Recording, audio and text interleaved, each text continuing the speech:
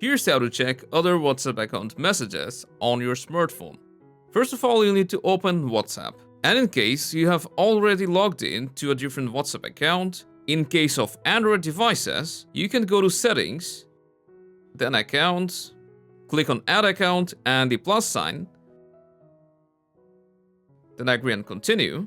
And when it asks you to enter the phone number, just tap on the three dots and choose Link as Companion Device. Now what you gotta do is bring the other phone, open WhatsApp, go to the settings, and open Link Device. Click Link a Device. OK.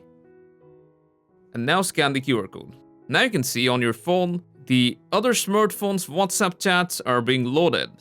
And if you have an iPhone, then you won't have the option to add another account on the app, so you'll need to go to web.whatsapp.com on your browser, request desktop site, and then you can go ahead and scan the QR code.